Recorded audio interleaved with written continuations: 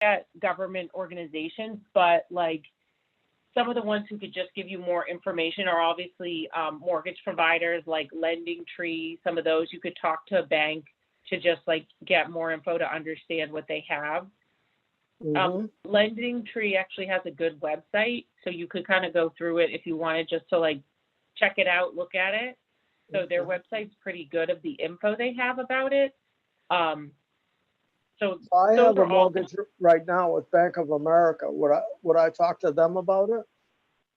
you could ask them. I want to see if they do it. Bank of America. And then Abby, I'm gonna have you start after this, or are we already started, or I kind of clicked away? Oh, I was just on one slide talking about. Okay. I think you We could continue. go back. We could continue afterwards too. Yeah. It does sound like I just did a quick search. I think that Bank of America may have stopped offering reverse mortgages. So it sounds like some of the bigger banks don't, but that's why I mentioned Lending Tree. I know they do it. I don't know if Cape Cod 5 does it. Like some of the smaller local ones might. So it may be worth kind of checking out. But it does sound like, unfortunately for you, Bank of America does not. So I thought Lending Tree was like a hub that referred you to different loans, different. yeah, but that's why I'm saying if you go to their site, they could probably tell you who has them. But they're also just good if you're looking to like gather information. Yeah, I think they are one of those, to your point, one of those consolidators. Or do you remember the other one, Century, something, or East West? I remember their ads forever. East West Mortgage. So yeah, you might want to look, and you could go to Lending Tree and see if they give you someone local who does it. But it does sound like some of the bigger banks don't, but littler banks may do it. So That's interesting. yeah, I think the reason why the larger banks don't is, I don't know if people, well, I'm sure we all remember the mortgage crisis in 2007, 2008.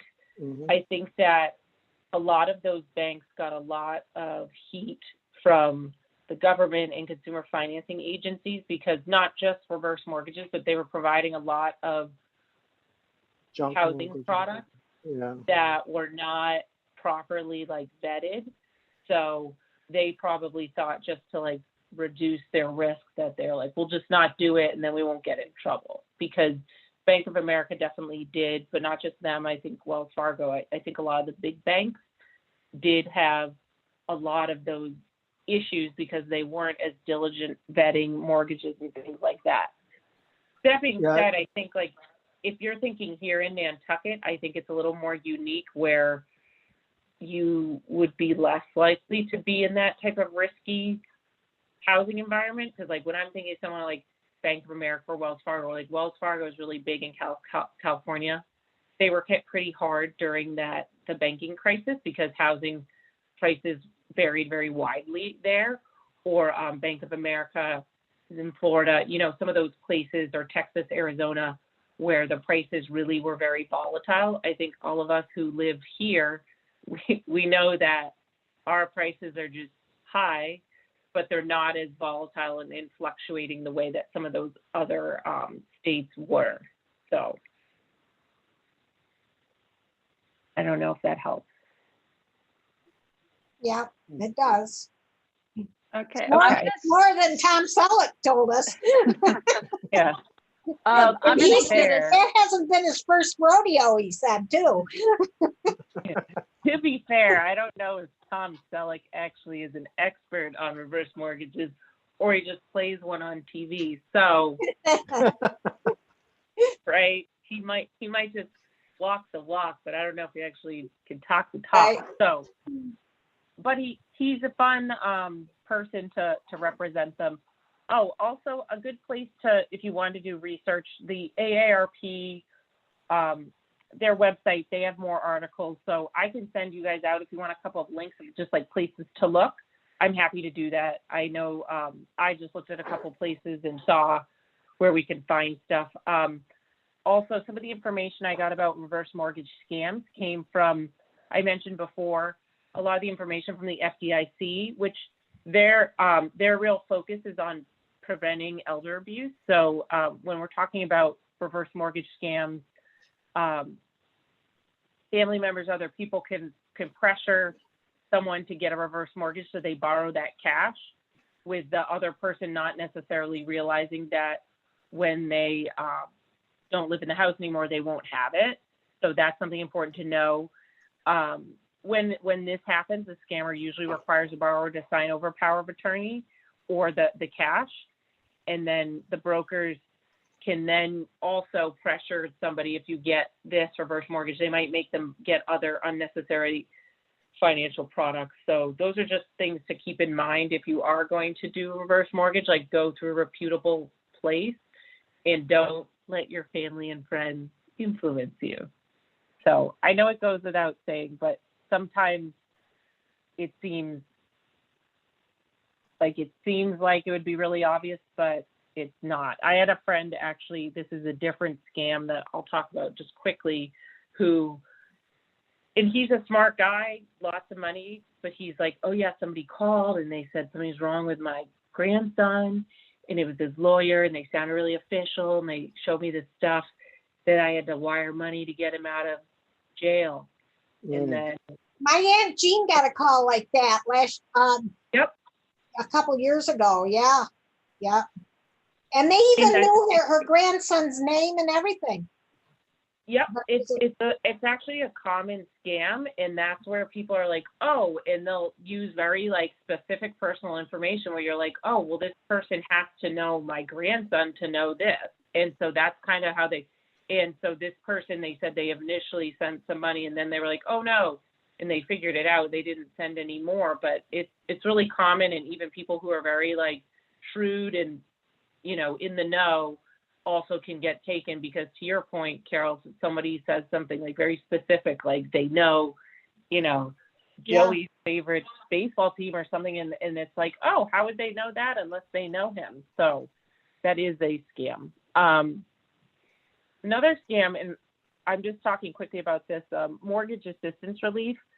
Scammers also will promise like you can stay in your home, and they'll ask for a lot of money to help you, or they might provide guaranteed or relief from foreclosure, but in reality, they're just going to charge you a lot of fees and not help you. So those are some scams that do happen. Other ones are contractor and home improvement. People sell like very expensive home improvements you don't need. They promise to work quickly, below price, but they actually deliver either a substandard or unnecessary work, and then they'll pressure you to pay through threats, things like that. And then someone might pose as a government official and demand a fee. So not saying that's going to happen to anybody, but I'm just saying if that does happen, there are tools. You know, obviously, if you're working with any contractors, make sure they have references, they're licensed. Don't ever pay anything in advance, and don't pay cash. I know that's hard to say on Nantucket because it's not as common, but I guess even if you are paying cash, this goes back to our session last week of just make sure that you're very diligent about keeping records, and if you do pay cash, how you paid it, where you got it, things like that. If you do get a loan, make sure that you go through your own organization as opposed to letting the contractor steer you towards their lender, and always withhold the final payment until you're satisfied and you get everything you need. Because if you don't do that, a lot of people know you can get caught holding the bag. But that being said, again, there are some resources here. This website has a good article about hiring contractors. Also, you can call this phone number, FTC Help. So those are just some of the things. So one of the other areas, I'm sorry, I kind of jumped a little bit around. So we talked a little bit about reverse mortgages. We're going to talk about pensions, investment pointers, IRAs, FDI insurance, and then investment fraud. But always, if you have questions, please feel free to kind of jump in, and I'm happy to answer anything as you guys need. So Social Security is the taxes that you pay when you're working, and usually it's when you're doing, and this is called covered employment. So this is what I'm talking about with the pension, but with covered employment, it means you paid these payroll taxes. And if you have a pension and it's from what's called covered employment in that you also paid Social Security, then your pension and your Social Security benefits won't be affected because you already paid those taxes. And most people have worked in jobs that are covered by Social Security. If you are looking at a pay stub, things that come out and it says like FICA, things like that. But if you might have worked for a different organization from a non-covered employer, which means that you didn't pay Social Security payroll taxes, your benefits could, from this pension, get cut under something called a windfall elimination provision. And so I don't know if you guys would be in this scenario, but it really would be you're getting a pension, but you didn't pay Social Security taxes, so then the government is coming for their taxes because that's what they're very good at. And so usually it applies to federal workers hired before 1984, and then sometimes people work for the state or local government agencies. But that being said, there is a cap of how much they can cut your Social Security if you had this pension, and so the most is they can only cut it by half, and then they can't eliminate it entirely.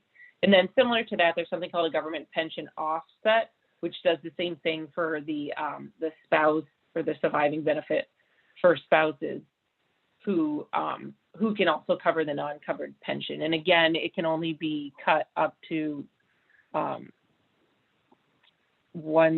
it can be cut up to 2/3. No, it can be cut up to 1/3. So it can be cut by 2/3. And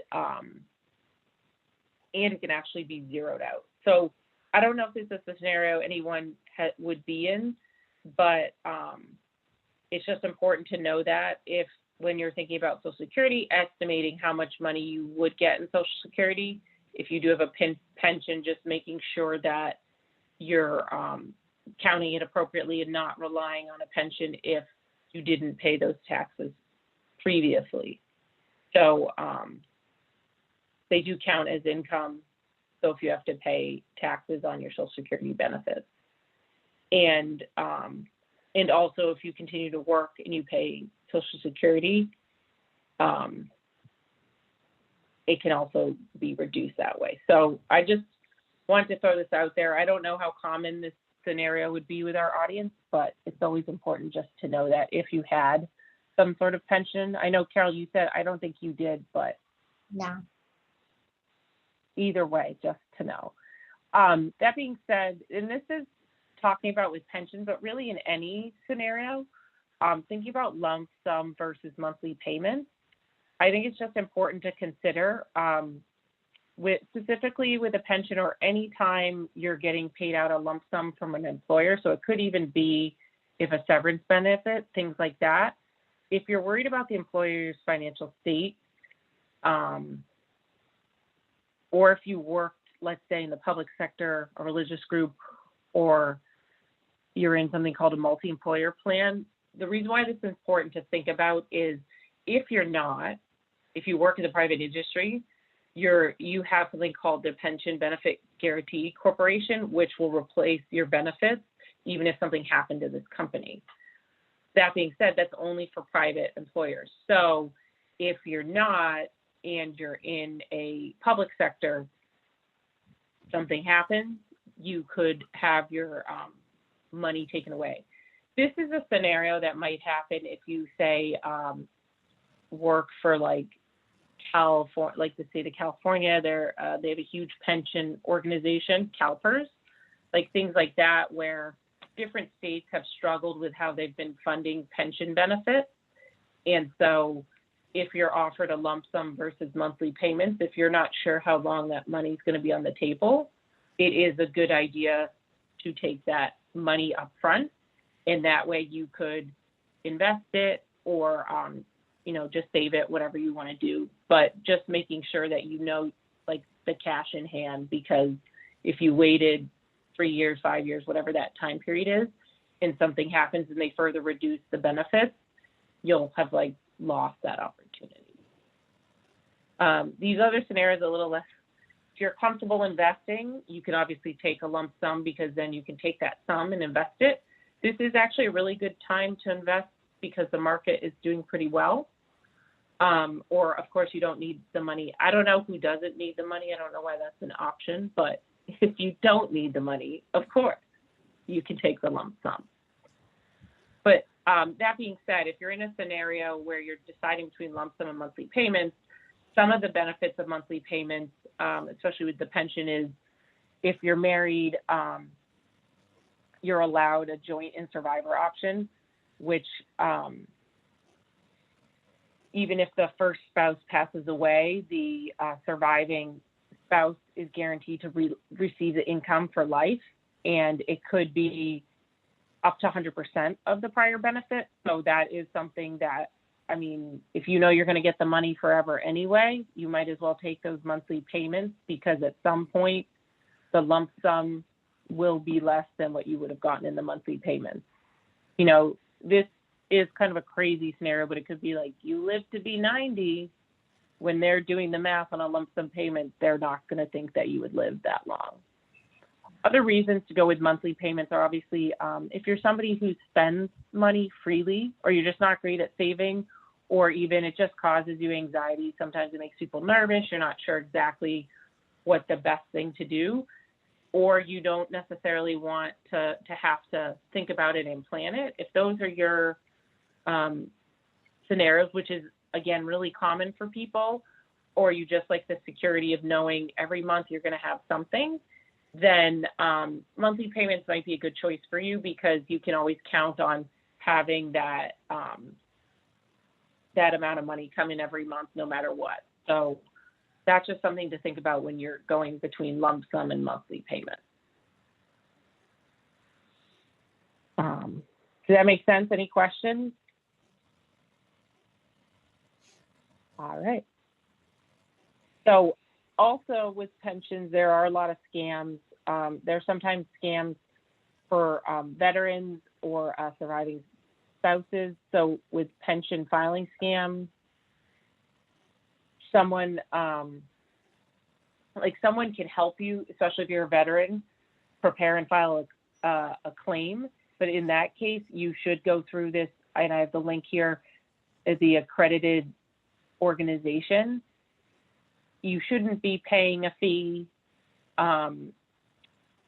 You shouldn't be going with anyone who's going to try and help you invest it with your claim. And also, it's important to think about, if you are filing for this, say, veterans pension, it could, if you shift your assets into certain kinds of investments, it could affect if you get Medicaid and Medicare. So those are just important things to know, kind of educate yourself, make sure you go through a accredited, I guess, organization or person. And then another thing is something that people often target is doing the advance payment. This is similar in that you think you're going to get cash up front, but usually they're very costly. And you should never, if you are doing this, never allow anyone access to your account. And remember, you can't have your benefits garnished by a creditor. So again, with this, just make sure that you're getting advice from someone who's a trusted financial expert. Again, with these specific types of benefits, you should go to the VA veteransaffairs.gov, or you can call that phone number. So just make sure you protect yourself. And this is, again, this is for pension, but this is also kind of in general. Avoid loans with high fees and interest, which that should be general practice if we're talking about credit cards, things like that. Whatever the higher fee and interest, use that sparingly. Don't ever sign over your control of your finances or benefits unless it's to a reputable organization. And then don't buy life insurance you don't want or need. So don't know if any other questions? All right. So talking about investments, a couple of quick pointers. These are just some like high level tips. So you should work towards, and I know you asked this in the beginning, Al, like work towards so you can save up enough you need for 6 months before you're going to invest. And so that can sound really daunting, but I mean, start small, but that way, if, you know, that's a general good practice of saving up that money to cover those expenses you need. And then you can put money after that into investing for retirement and things like that. Always, you know, don't make investments unless you fully understand them. I know that's easier said than done, but a lot of investing vehicles are like really complicated. And so people can take advantage of how you might not understand how complicated they are. And again, that's really common. A lot of those things are very complicated, but expensive. So become better informed. This is another tactic that I saw a bunch during my research of I know everyone knows this, but there is no such thing as a free lunch. Yes, So when dear, someone there isn't someone offers you a free lunch, they're trying to sell you something. And this is very common, targeting, you know, people who are working towards retirement. So it's a very common tactic. So just be wary of if someone's offering you a free lunch, it's not really free. So they are trying to sell you something. And then also, of course, understand the risks before you're investing. And then when you do decide to invest, work with a financial professional. Again, I said, if you can go to a bank. There's a lot of different organizations you can talk to find a financial advisor who's accredited, who is reputable, and make sure you talk about what you're looking to do and your risk tolerance. And obviously, as you get older, you should probably be reducing your risk because you are going to want more access to that money. And also you just don't want to be as high risk of the chance that you could lose whatever money you are investing. So being careful to be, low risk, and understanding that sometimes people will want you to be high risk because it's high risk, high reward. But as you get older, you want to be more mindful of the fact that you want to make sure you continue to have your income. So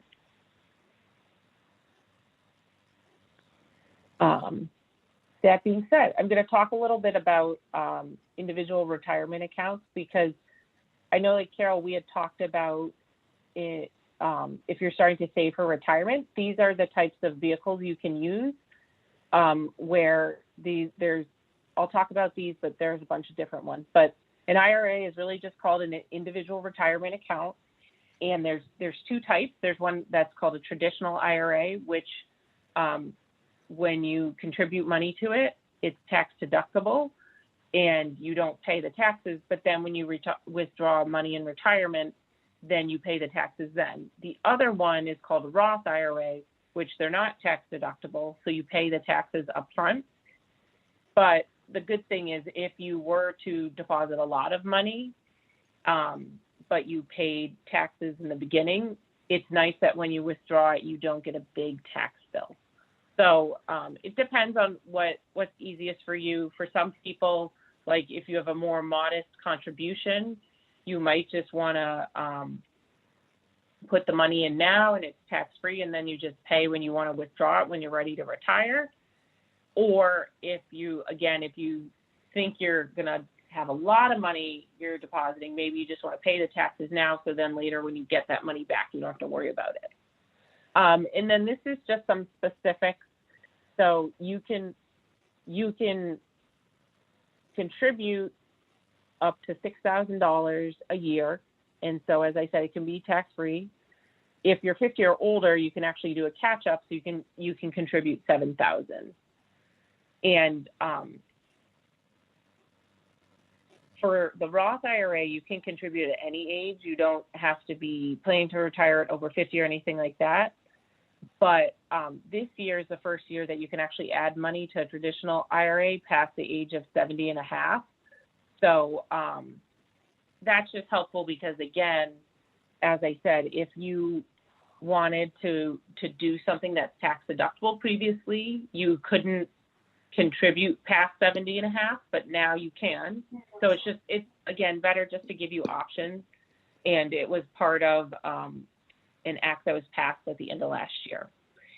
And it's also important to note, even if you're doing contribution, and you can make your contribution up until April 15th of the next year. So like if you're doing, let's say for 2020, you can continue to put money tax-free into your IRA up until next April. So it is nice where it gives you a little more time to do that if that's, something you're thinking about doing. So this is basically like a savings account. Is that what you're saying? Yeah, and exactly. And it's just, the important thing is just the tax thing of, because when you're retiring that's the important, you want to get the tax break. Yeah, I get you. And there's just some, requirements, like if you withdraw early, things like that, but I'll get into that. But yeah, so it's talking here, you can contribute earned income only to an IRA. So you can't put in like Social Security, pension, other things. So those would have to go in a separate account. But also the annual limits are per person, not per type of account. So what they're saying is you can't like put 7,000 in a traditional IRA and 7,000 in a Roth IRA, but you can split that 7,000 between the two. It's just saying you can't kind of like double dip. But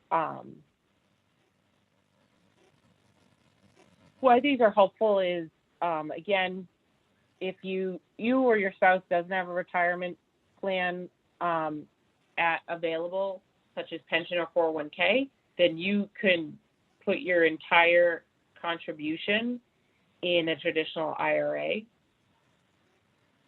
So this is just important when you're thinking about doing your taxes, or if your spouse has a retirement plan, you or your spouse, you can deduct the IRA based on your modified adjusted gross income. So this is just, again, this is just going to help you when you're doing tax, because the ultimate goal should be to pay the least amount of taxes, and that is lowering your taxable income. So that's where this is just giving some of the requirements of like how much you can deduct. And that was for a traditional IRA. Again, that's the one that you are doing tax-free, and then the Roth is if you are paying the taxes up front. And again, these are just your limits. And it's based on your, again, modified adjusted gross income. So again, these are just helpful for people who are planning for retirement. So when you're thinking about your contribution strategy, there are a couple things to obviously think about. Emergency funds, what I talked about earlier, is making sure you have that cushion, making sure you pay off any debt first, high interest credit cards, because whatever if it's an IRA, it's going to be probably traditionally lower risk. So the returns you're going to get are not going to offset the amount of interest you would pay in like a credit card. So an example would be like most credit cards, let's say their interest rate is 15% or higher. Like you're probably not going to get more than 15% back on your IRA. So you should pay off the credit card first, and then you can put the money in one of your IRAs. And then also, similarly, if you have any employer-sponsored account, whether it's a 401k, a pension, you should be obviously contributing to it first. It's really helpful, because if you have one of those, you can contribute more. So in this example, like a 401k, you can contribute up to $19,500. And you can do a $6,500 catch-up provision each year if you're over 50. But even if you have one of those, the IRA can help you supplement that. And again, helping you take advantage of the tax-deferred or tax-free growth. So that's, again, one of the benefits is obviously if you're paying the taxes up front, your money is going to grow and it's going to be tax-free. So you're not going to have to pay those taxes, which is a big benefit for you if you're contributing a lot. And that being said, it said the max you can contribute per year is $6,000. Sometimes people write it all at once, so you just get it done so you have the tax benefit. But also you can set up different direct deposits from if you have an employer anyway, or even if you just have a basic bank account, you can automate the amount that you contribute each month, week, however you want to do it. I'm gonna watch the YouTube. Yeah. Unless you want me to keep going. So that being said, once you know what you want to do and how you want to contribute to it, also make sure you have a strategy for when you withdraw the money. You can start to withdraw money after 59 and a half. If you take the money out sooner, you do have to pay a 10% penalty. But on the traditional IRA, you do have to start taking it. It's called an RMD, required minimum distribution. You have to start taking money out at 72 because you have to start paying your taxes on it. But if you have a Roth IRA and you're paying your taxes up front, then you don't have any required minimum distribution. But again, it's basically the government knows they need to get their tax money from you somehow. So that's why they require that minimum for the traditional IRA. Any questions? Okay. So I talked a little bit about this, but I wanted to give some tips on taxes, just some background, and it goes well with the retirement in that you do get a bigger standard deduction once you're 65. So if you're younger than 65, you get a standard deduction and it goes up to, it gets $1,300 per person to their standard deduction to the max of $2,600 if you're both older than 65. And if you're just one of the spouses is 65 plus, it's $1,300.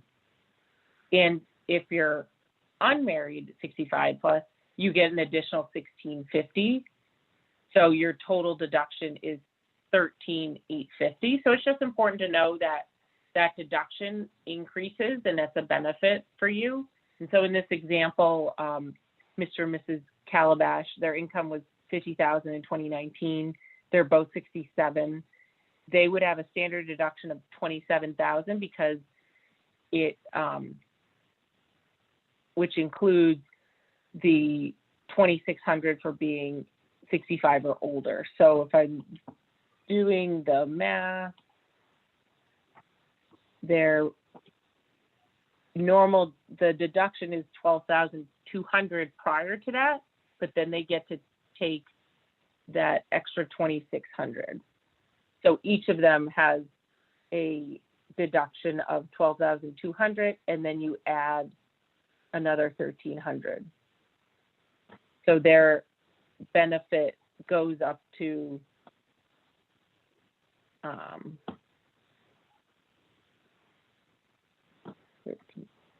plus. So that being said, assuming they had no other tax credits or exemptions, their taxable income would be $23,000. So why this is important is this $2,600 additional dollars for their standard deduction reduces their taxes by $300. So it's just, that's just free money that you get to keep in your pocket if you're 65 or older, which is, again, a benefit for you just to know that there's a potential for you to have a little bit more money than you would the year before. So that being said, you get that higher standard deduction. What it does kind of on the other side is it sets a really high bar for itemizing deductions. So it's really hard for you. I don't know if you itemize or don't itemize, but if you do, it's really hard for you to go through, and itemizing your deductions is usually a lot more work and complicated.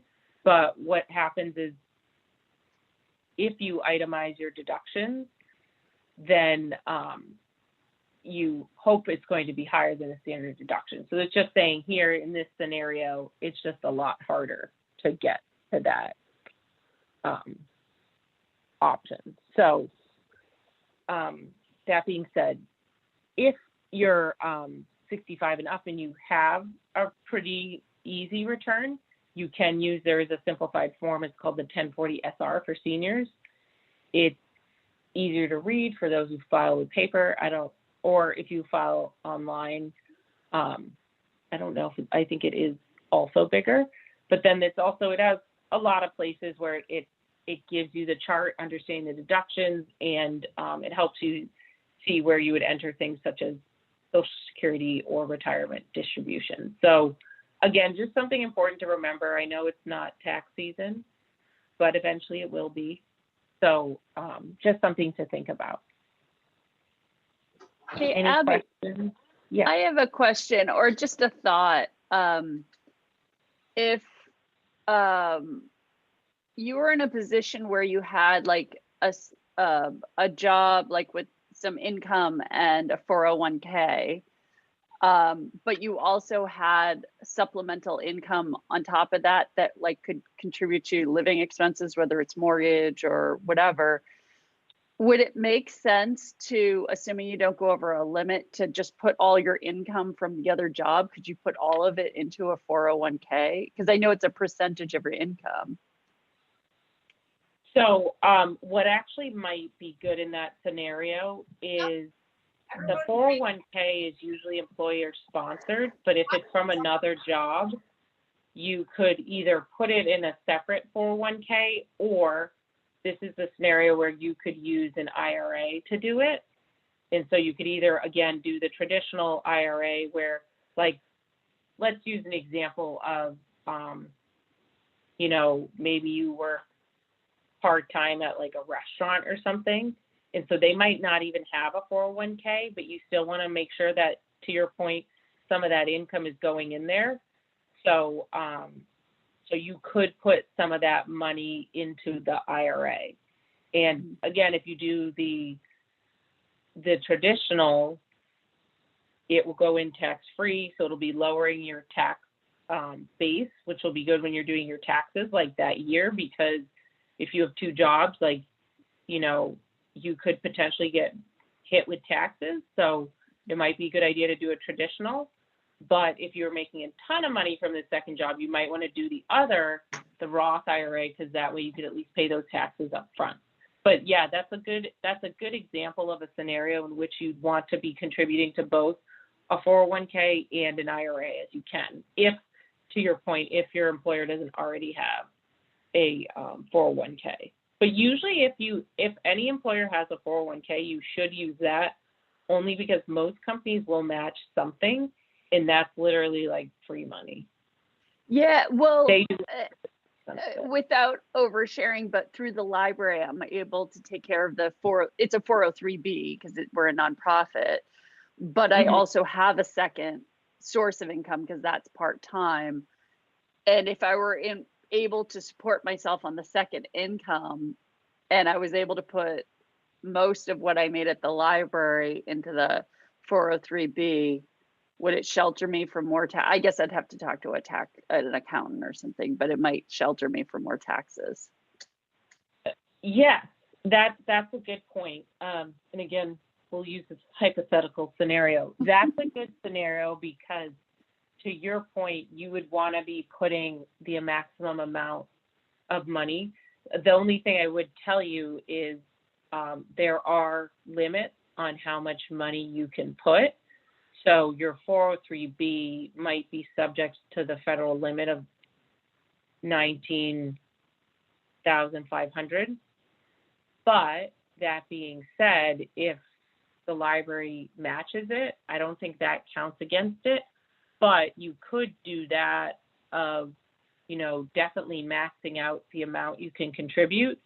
And even if you had, again, a separate IRA, you could be maxing out your contributions there. So you're just, with both scenarios, you're lowering your tax base, which is the goal.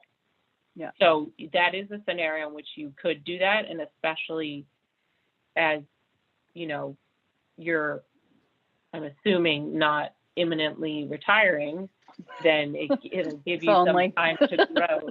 I know, it's everyone's dream to retire like today.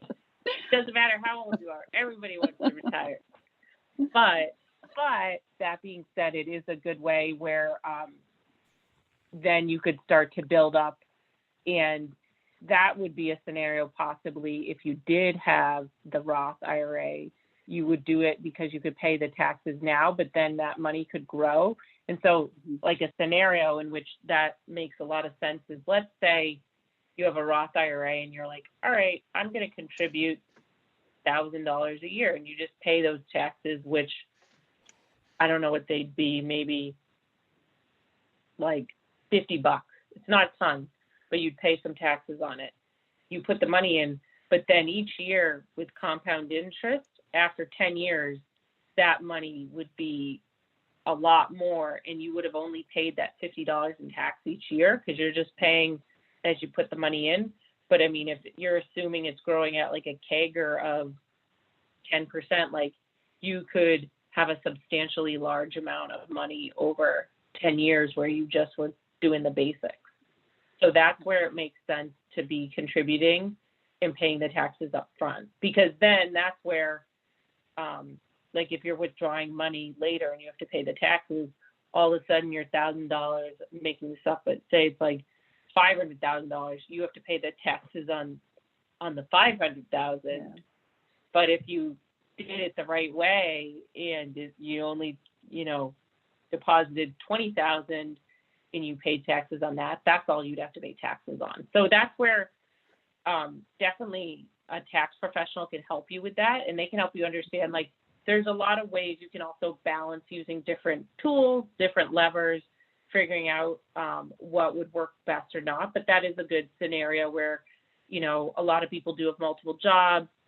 I don't know, like if your second job, they may or may not have the employee sponsored fund like the 403B or 401k. And then in that case, you're allowed to have your IRA too. So just some things to think about with, again, taxes. So Yeah. Maybe we should do later, we could do a session just on taxes if people think that would be valuable. Abby, I Yeah, have two questions Yeah. on this. I'm Jackie Tullo, and what hi, what Janet was talking about just now, I just want to make sure I understand. So if you put something in a retirement plan and you pay for the taxes up front, like a Roth or a regular IRA, and then that money grows due to good investing, you don't have to pay taxes on the growth of it if you paid on the original investment going in. Wow. Correct. That's the benefit of the Roth IRA. What And about a so regular IRA?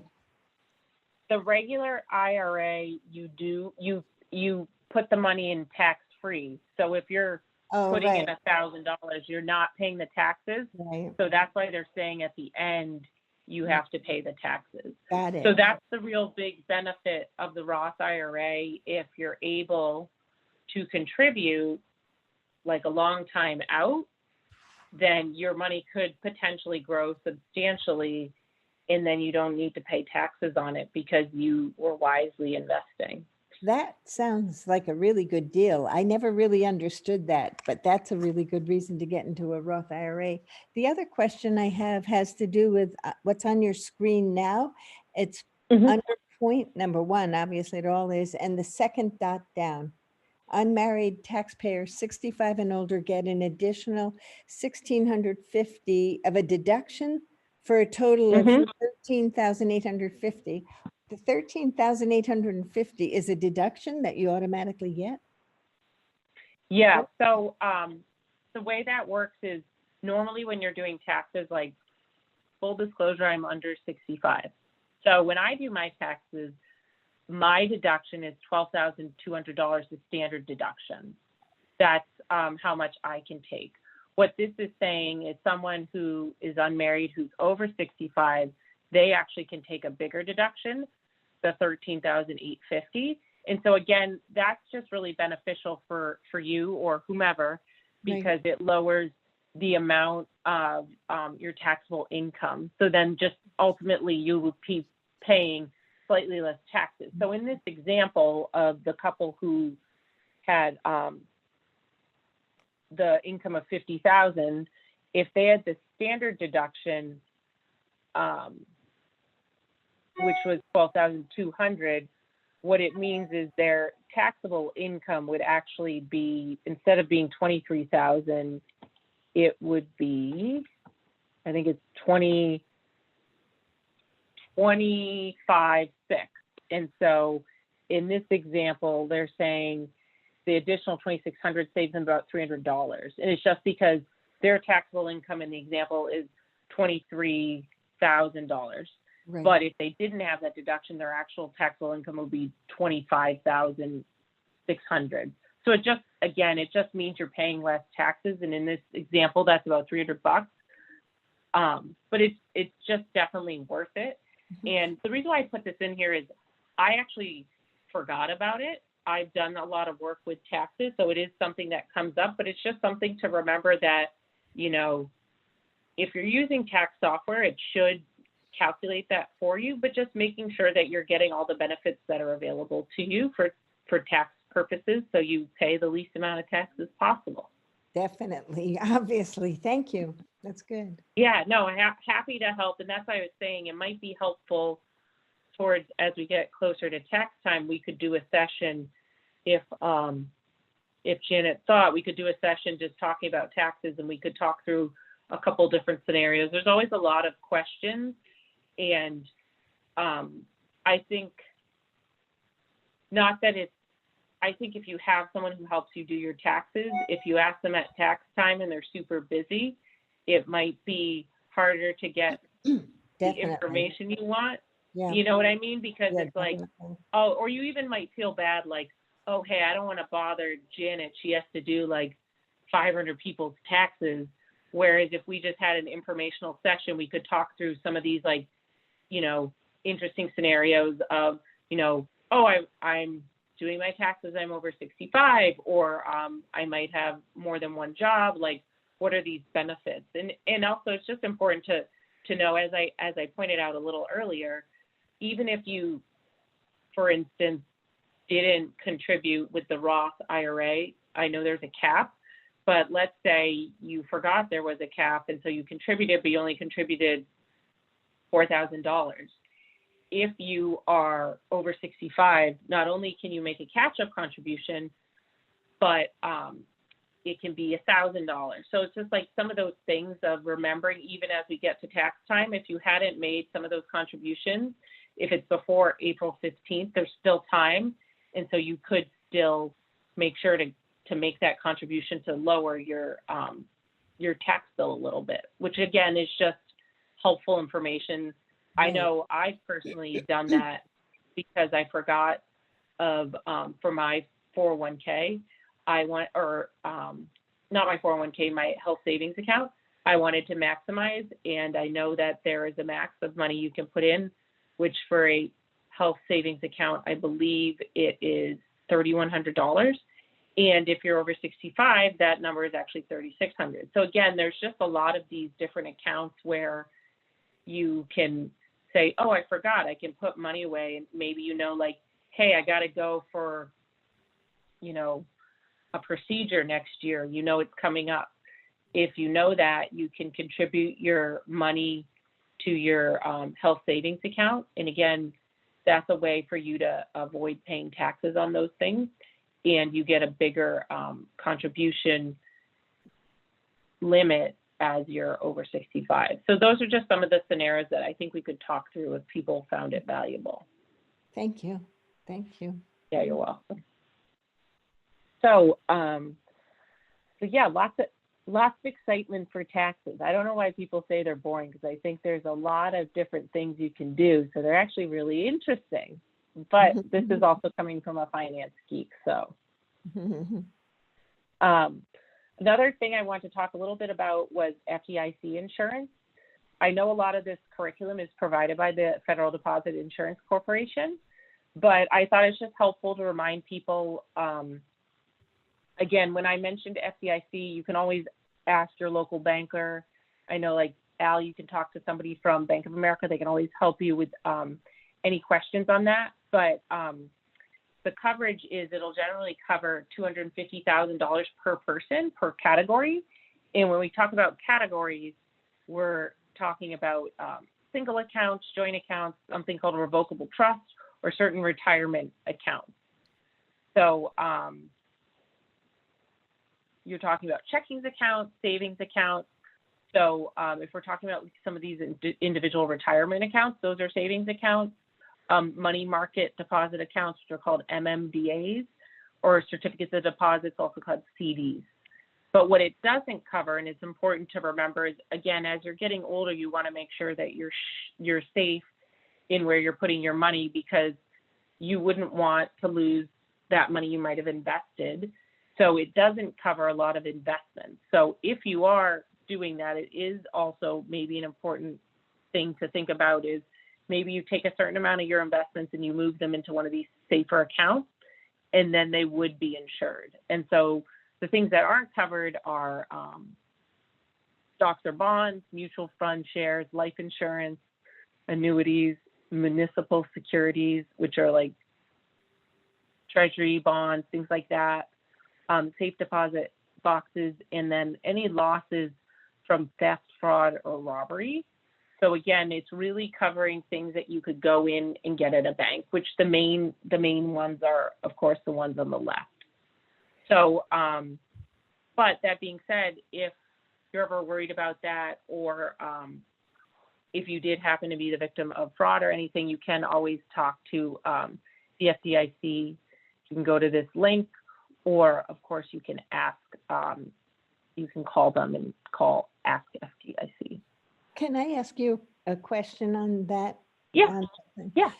I was talking to an accountant on this, and for some odd reason, I had some money invested at Fidelity, and he said, well, you don't have to worry about it anyway, because Fidelity's not a bank, or I forget what he said. Whatever it was, the insurance would not have covered me. Yeah, so that is true, because federal Fidelity Investments, it is not a bank.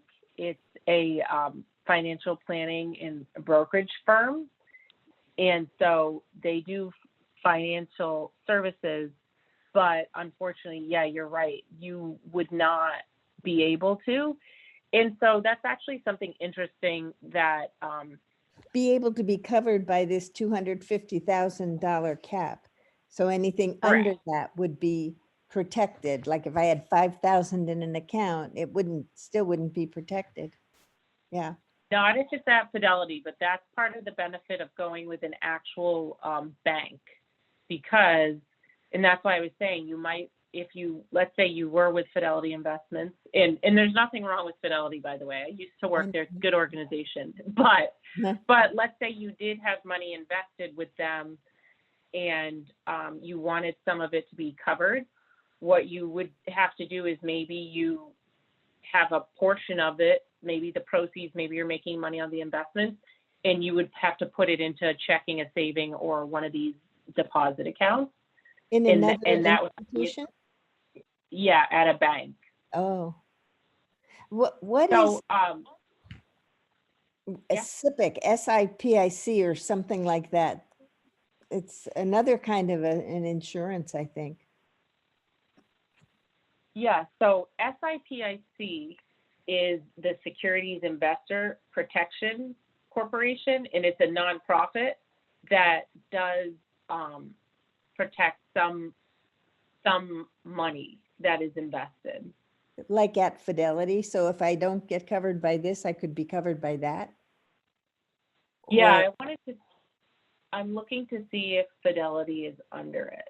If this is boring other people, you don't have to really answer all this, but these are just questions that have always been my, No, I think that's why we're having it, right? okay, For you great. guys. And so a company like Vanguard or Charles Schwab, are they the same as Fidelity? That Yeah. they wouldn't be covered by this insurance either? Correct. Hmm. So, but Fidelity is covered by the SIPC. There's But Mhm. no, I was just looking for FTIC banks.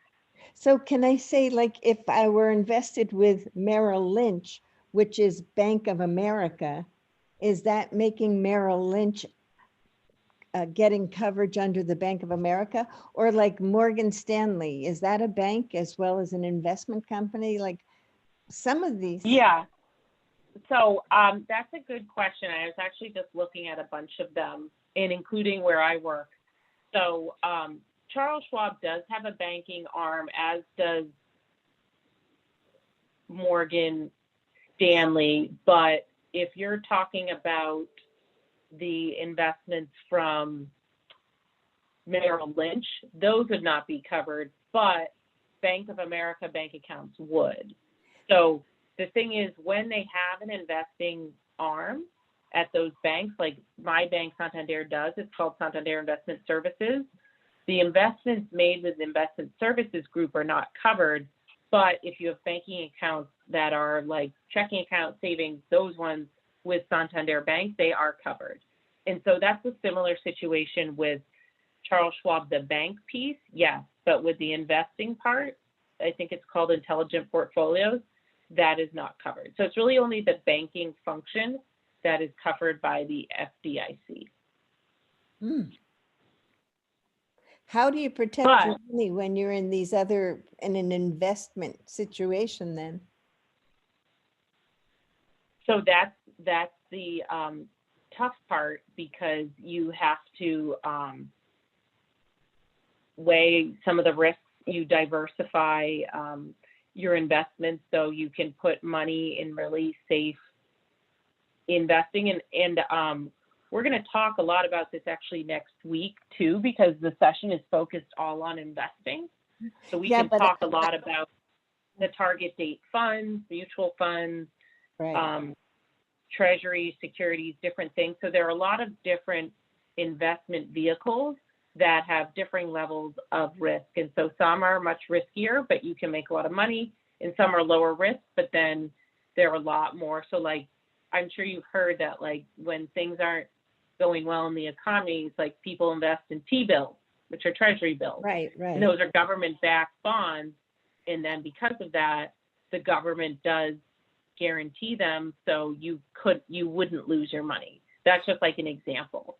But So I'm not thinking of the risk involved in an investment. Like if I put my money in a speculative stock, I don't expect the government or some bank to cover that for me if there's a loss. But I mean more like if there's a default in the country on money or whatever it is, you know, if that would, this 250,000 is if the dollar loses all value, or if our country's money becomes no good for, does the 250,000 cover you for that much? You know, I don't know, because then you'd still be dealing in money and it wouldn't be any good. But I understand that they can't protect your investments if you're investing wildly. But I mean, this insurance is a different thing. It's insurance for fraud and other things, you know. Yeah, I mean, I think the scenario in which you can think about it is like when we talked about the 2007, 2008 housing crisis, there were a lot of littler banks that did go under and they went insolvent. Yeah. And so and they took your money with them. You didn't get your money back. If they went down, your money went with it. Unless it was insured. So I think those are some of the scenarios in which the insurance can help you. Okay. I don't know. I don't want to, I'm sorry, Al. People are leaving, but ugh. Oh, no, I think Al comes back and forth. That's fine. Okay, great. But no, I think these are really good questions, and I think it's always important to understand. So the The- idea on Fidelity is that it's not a bank. Therefore, this is a banking insurance. And okay, I got that. That Yeah. makes it clear. And so there's really no protection on money that's invested in an investment firm. Yeah, unless, as you brought up, unless it has SPIC, which is limited. But I mean, I think that's part of, like, when we talk about the SPIC, it's an independent agent, it's maintained by the government. They have all these safeguards in place that they're checking and validating these different banks. They make sure that banks are protecting customers, and they that's part of what their function is. So that's why they're willing to provide this insurance. It was actually created in 1933, during the Great Depression, because there were thousands of bank failures, and it wanted to protect people from exactly what you're talking about. A bank goes under and your money goes with it. And so that's where it started. And then it is for, it depends on the bank, but obviously the banks that are part of the FDIC, and you'll see it whenever you go into a bank, it usually says insured by the FDIC, but they insure almost every bank or savings institution. And what it insures deposits only. Obviously, it doesn't insure any of the securities. And then what it does is it doesn't have, they don't get money from Congress. The way that they have that money to insure is that any of the banks that are a part of the FDIC or members, they're paying some sort of coverage for this insurance. So that's part of how you can still get your money back, even if the bank obviously would go under. Because if that bank, an example, one of the banks that went under in 2008, if that bank was around for 50 years, they paid that insurance. So the FDIC is still able to pay out its depositories, if you will. Thank you, Abby. Yeah, no, and I'm happy to provide this information. I think it's always helpful to understand. And again, what is really important is when you think about these different types of organizations, a lot of times people don't realize there are a lot of different ways, especially in the financial world, to protect customers and protect regular people from a lot of different scenarios. There's the Consumer Finance Protection Board. So there's a lot of different organizations. But, like when we think about situations like, I don't think any of us were in this, but like with Bernie Madoff, he was making these crazy investments and people were giving him a lot of money. None of that was insured. So that's a scenario where people wouldn't be able to get their money back. And that might have been a lot of money, So it's just helping you think of like when you're putting your money where that, again, if you want to make sure some of it is safe, you can put some of it in certain kinds of accounts, some of it in different types of investments, and you just kind of mix and match based on what you're comfortable with. But it's like diversification. There's safety in diversification is what you're saying. Like not putting all your eggs in one basket. Yes, I believe that may be on the next slide. It's one of these slides. Yeah, it is. Don't see this. Don't put all your eggs in one basket. So this is talking about investment fraud, which I just touched on. What investment fraud is misleading senior certifications or designations, Ponzi scheme, which with Bernie Madoff, that was literally a Ponzi scheme where someone gives you money and then you say, I'm going to give you a certain amount of money back, and you get money from other people to pay off the first person. And that's why it's called a Ponzi scheme. It was started by a man named Ponzi. Unscrupulous financial advisors, affinity fraud, internet fraud, which is called the .con, or fraudulent annuities. Those are some types of investment fraud. Those are a lot of different kinds. As I said, they're really common. with people targeting, especially people do target those who are senior citizens because they aren't maybe as savvy as they could be, or they're more trusting. So there's a lot of things. So that's like the tip number one: don't trust strangers. Stranger danger at all ages. Make sure to take the time to understand your investment choices. That's why, I mean, Jackie, I don't think you should apologize for asking questions. I think that's exactly the right thing to do. Always ask questions and make sure you understand you're comfortable with it, no matter what. That's a good practice to have. Saying no to pressure, where people are very skilled at pressuring people, that's very common. Making sure that you know how to avoid that and do what's comfortable for you. Be wary of people who prey on your fears or promise things that seem too good to be true. That goes back to Carol knows the free lunch. There's no free lunch. Yeah.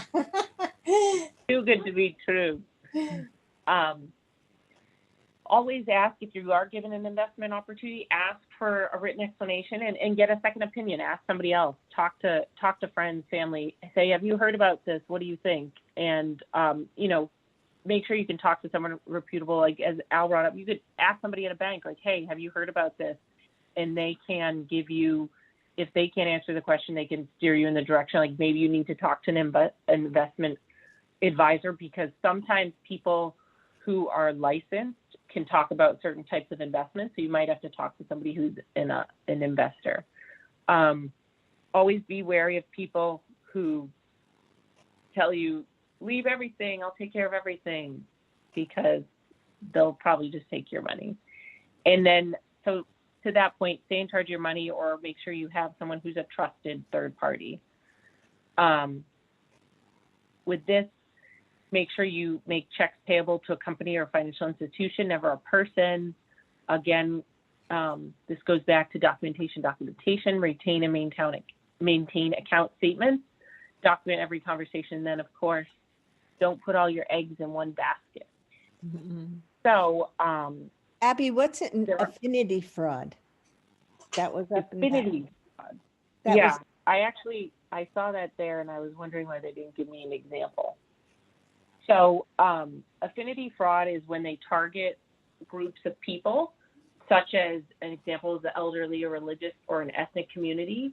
So one of these examples is similar to when you talk about Bernie Madoff. Bernie Madoff was very involved with the Jewish community. So he would target other people who are also very involved with the Jewish community. So that's an example of affinity fraud, because you go after like a certain type of group, and it often it goes hand in hand with a Ponzi scheme, which is an example of Bernie Madoff. That's what happened. He targeted Jewish investors in his Ponzi scheme. But yeah, people will use race, religion, like certain groups. I'm trying to think if I have any other. So they get your examples. defenses down. You feel like you're safe because they're like you. Right. Well, and that's exactly, literally, that's exactly what happened with Bernie Madoff. People were like, oh, he's such a pillar of the Jewish community. Like, I believe in him. I only invest with people who are, reputable. But if it's like he's a pillar of this community, very well known, then they're like, well, it's got to be safe. He must know what he's doing. And unfortunately, it's not. So yeah, it's affinity in that you have a affinity for this group, and unfortunately, the person may be a part of the group, or they could pretend to be a part of the group. But yeah, I would be very wary if somebody's like, oh, it's only available to our church or temple, whatever, because they or another group that they might target professional groups or different kinds of minorities. So that is something to keep an eye on. It definitely makes you more gullible when you think, you give them a stamp of approval on a general idea, like they're part of my faith or whatever, but I got it. Thank you. Yeah, I mean, and that's why it's really unfortunate. Also, especially because, like, if you're thinking about a religious organization, yeah, your guard might be down because you're like, I Definitely. trust these people. They go to my church, like, and you feel like that's a safe place where you should hope, like, nobody from my church would try to rip me off, and that's unfortunately what is really makes them so effective. But that's where sometimes it's somebody in that group, or it could be somebody just pretending to be a part of that group. Mhm. Thank you.